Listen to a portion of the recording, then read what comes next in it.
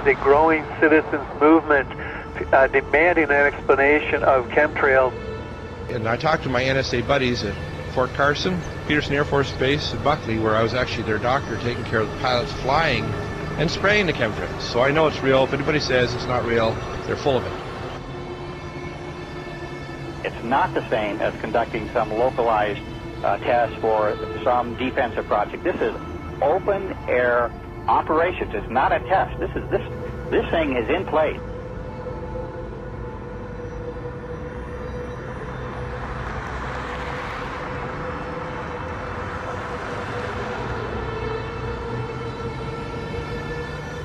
It didn't start till about 1996. Exactly.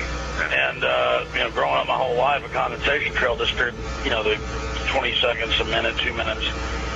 And now it can be in the summer at like 4,000 feet, and there's these big clouds behind jets. Some jets leave it behind, leave a trail behind them. Other jets at the same flight level, same altitude don't. And, instead of just getting into are they spraying us or what's changed in the jet fuel or what's changed in the atmosphere, there are tens of thousands of declassified admissions under different programs where different Pentagon programs, different agencies of the government have tested chemical, biological, and radiological agents on the American people.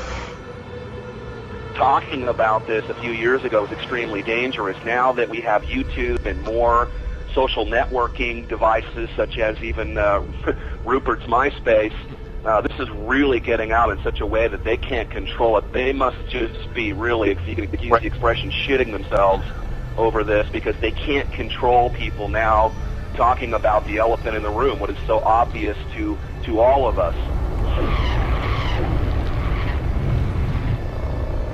There's a feeling from that area that the state doing all of these weather modification programs might not be doing it for the benefit of the citizens of Texas and other states that they may impact as well. Well, many of the planes that we're seeing here in Abilene will actually turn whatever they're spraying on and off right before our eyes. I mean, you'll see a plane up there flying like normal, and then all of a sudden it starts spraying.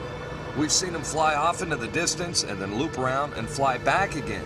These are not your typical planes with a preordained path destination from city to city. Someone needs to explain to me why do they stop traveling in one particular direction and then loop around and come back again. They perform this behavior so many times that we start seeing the tic-tac-toe grids in the sky. We're witnessing the giant X's.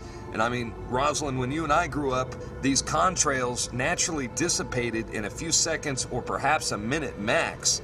But these things expand, they grow bigger, and before you know it, the entire sky is overcast. That's correct. And they are there all day. They do lose the loop around our county and our state. We follow them at times with spotters in different areas, watching the planes loop, come back around. And we know from the FAA records that the jets from commercial airlines fly in straight lines.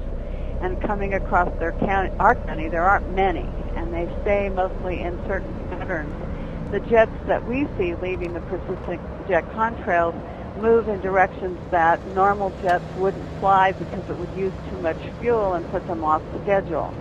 And the jets that we see here do loops. We've got pictures of them looping the same X's and crosshatches. But I believe that some of that, not only are they looking for keeping something in the air almost all the time, but we feel that some of the markings are to mark the start and stop areas for their programs so that they can watch their experiments either from satellite or the ground.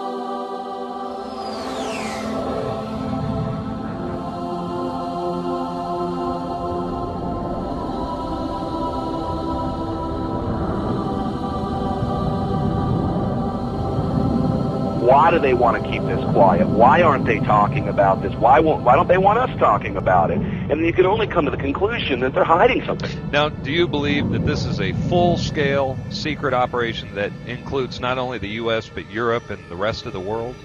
Well, that's apparent because you can see the pictures from all over the world, and I get them constantly. Some areas are worse than others. The excuse for this is, number one, weather modification, number two, to save us from global warming, and number three, to save us from the terrorists. A lot of these programs, of which there are many patterns and which has been designated as wake vortex simulation carried out by NASA Langley Research Center, many of these operations and the patents go on to explain how if there is a biological attack by terrorists at some point, that these exercises and practices will, in a sense, save us with the spider webbery that comes down from the aerosol spraying, potentially gathering the chemical mass spray that could be sprayed on any given population. The problem with that is the terrorists don't have the means to deliver this. They don't have the access to deliver this over the American populace per se.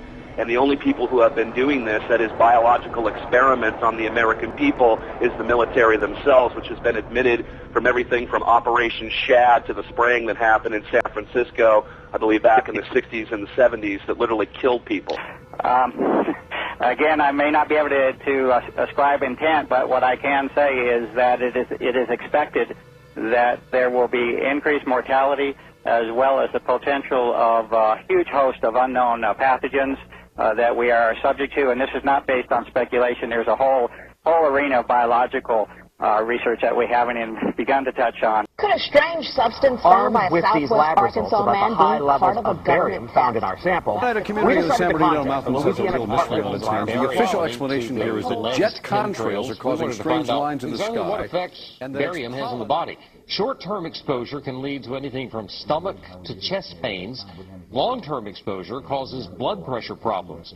Ryan addressed concerns by chemtrail researchers that barium could be meant to wear down a person's immune system. You're talking about dominating our air supply without the human consent in a way that is difficult for many of us certainly to conceive, and certainly many of us refuse to accept it even in the light of sufficient and overwhelming evidence.